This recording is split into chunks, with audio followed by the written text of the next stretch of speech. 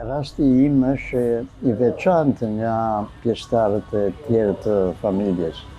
E gjithë familja ime dhe pjesërisht e mamas time, unë jam tasi, ata janë dindi nga Frashëri, kanë qenë të përndjekur, sepse të formuar në një kohën e mëparshme.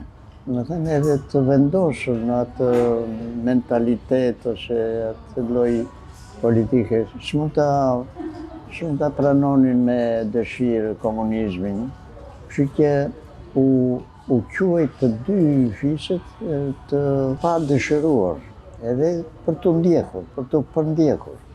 Kurse unë kam qenë I veçantë sepse në 43 me hyra në kursin që kishim profesorët italian në Radio Tirana për violoncello, edhe mbas 3-4 vjeç u bëra I aftë që të jem edhe në orkestrë, në komplekset të vegjël, pastaj në orkestrën e radios, të filharmonisë në 51-shin dhe të operës në 57-ën. Edhe vazhdoi kjo punë deri në 67-ën, kur dolën kuadrot e reja dhe unë që isha në listë për të pushuar, u pushova. Vazhdoi një pjesë e punës time si për të fituar jetën, bukën, në bujqësi, pjesërisht në përkthime, në Institutin e Tokave, edhe pastaj në fund, në 75-ën, erdhi momenti që do të internoj vala e dytë e internimeve. E para ishte në 68-ën, e dyta në 75-ën. Isha pjesë e kësaj, familjarisht. Na dërguan në Grabja, të Lushnjës, dhe internimi vazhdoi 5 vjeçare, domethënë 75 deri në 85-ën, dhe në 85-ën që mbas vdekjes së Enderit u zhbut për disi luftë e klasave, u shndërruan në një formë tjetër, që nuk mund të kthehesha në Tiranë, po duhet të isha I lirë të qarkullonje, por të qëndronje në vendin e internimit. Kështu që unë muzikën s'kisha se si të merresha më, më erdhi keq, por mu hap rruga për të kultivuar prirjen time, edhe më të fortë, mund të them, pikturën. Pikturën e kisha praktikuar qysh në adoleshencën e hershme, edhe me akuarele, me dalje në natyrë, me vizatime tipash të ndryshme për kafene, mehane, pazare, kudo në Shqipëri ku shkoni me turne. Edhe pastaj fillova dhe vaj, ngjyrën e vajt. Po më ka penguar mjaft ngushtica e banesave, s'kam pas shkuar studio. Megjithatë, me ngushticën edhe me formate të vegjël, unë kam një produkt që mund të them përveç disa artistëve profesionistë që I di që janë shumë produktivë, unë mund të kem me qindra punë, të cilat I kam ruajtur. Ndërto edhe gjëra të guximshme për atë kohë, jo vetëm që unë qarkullonja në pikturën moderne të shekullit 20, lirshëm, sepse isha I izoluar, po edhe politikisht e rrezikshme. Domethënë kam një tablo 25 me 25 që tregoj në mënyrë ironike 30 vjetor e çlirimit, po në mënyrë të kundërt, nga ajo entuziaste e pikturës zyrtare.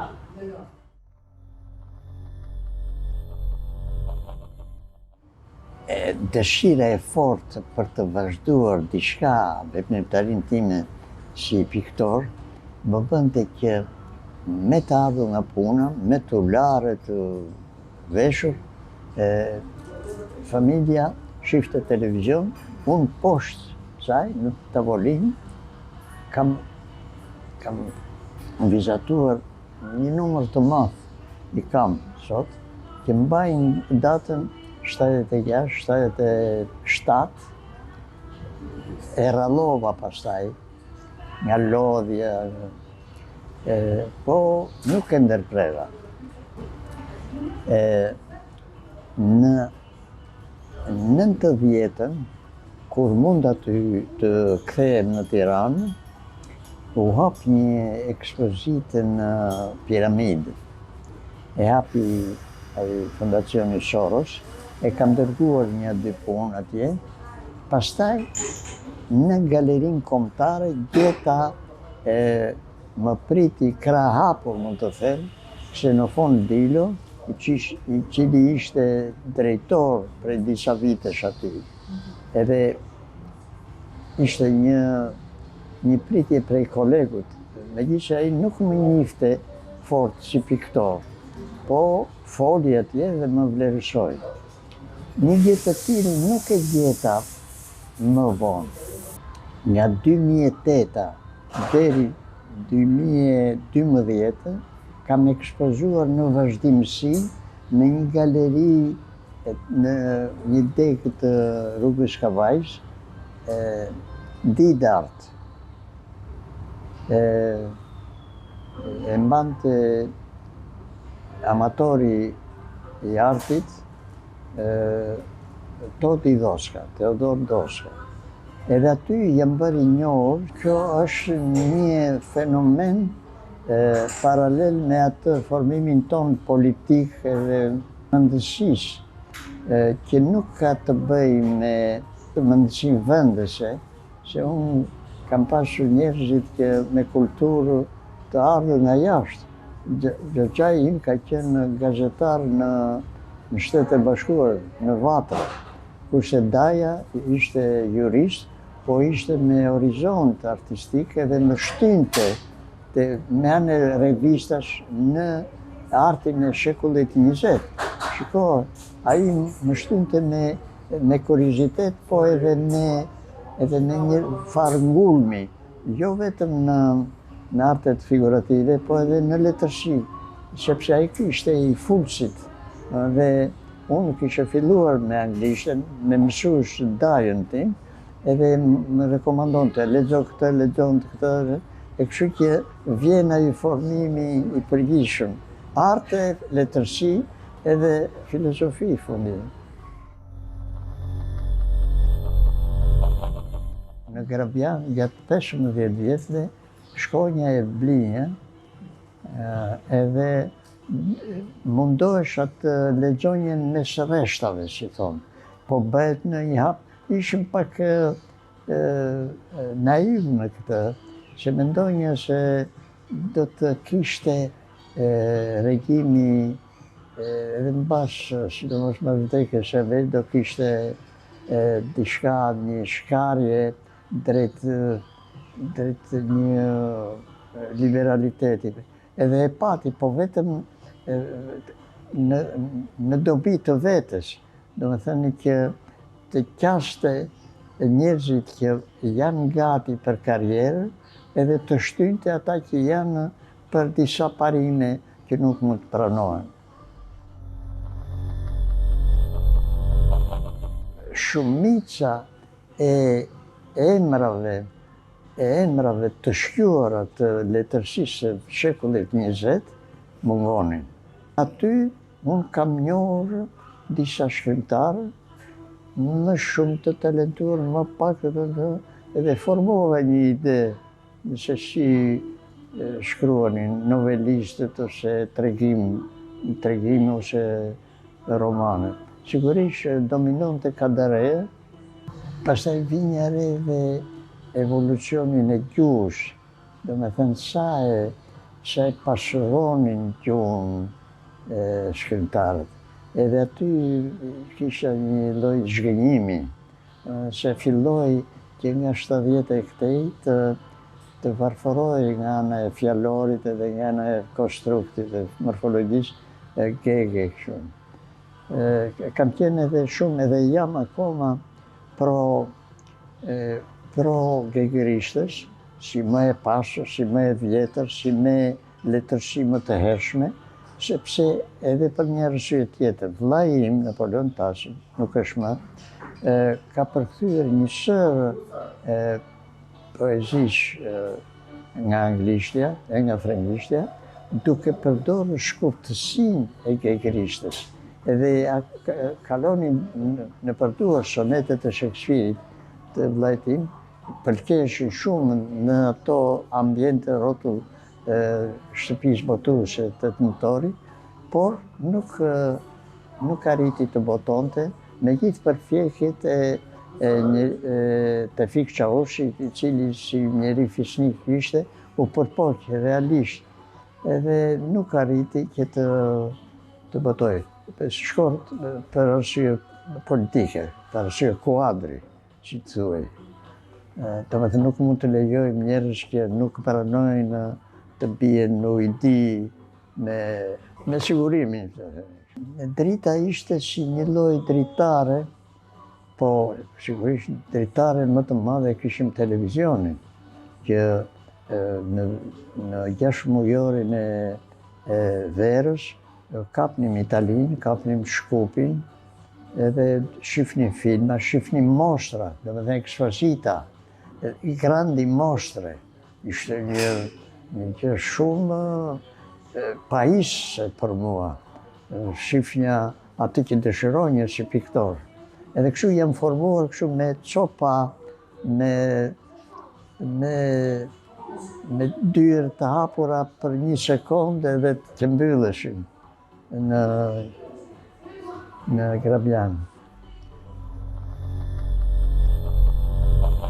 Ne e shtuam atë kuriozitetin dhe dëshirën për të thënë fjalën tonë mbi situatën. Do me thënë, ku ecte vërtet dhe ku ngecte. Kështu që dërgova në gazetën Drita, edhe ato materiale ndeshën në një rezistencë, në fakt nuk u botuan. Mbashin frena, si thush. Edhe ndofta edhe pa dëshirën e tyre redaktorët e Dritës, nuk ishin atë guxim që të lejonin të tilla shprehje. Se unë kam në natyrë që kur e them një gjë, e them deri në fund, nuk mbaj freno kështu, sepse nuk është një aksion politik ose i armatos, po është tek fusha e ideve. Pushteti komunist mbijeton, me pak fjalë, mbijeton duke penguar. Këtë thështë. Platformën e tyre të gazetës Drita, e cila për 10 vjetë më shumë kishte folur në një farë mënyre, edhe nuk mund të ndryshonte brenda natës, si thuhet, këtë platformë, e mbanin rezerva. Edhe në fakt nuk u botuan ato artikujt e mi. Kjo bile mund të them edhe më vonë ky fat, si thuash, editorial më ka ndjekur. Mund të them që deri sot. Për shembull, në gazetën Ex Libris më botuan 2 artikuj, të cilët ishin, njeri ishte mbi 3 persona që janë personalitetet të ndjerë, për shembull Abedin Preza, linguist, autor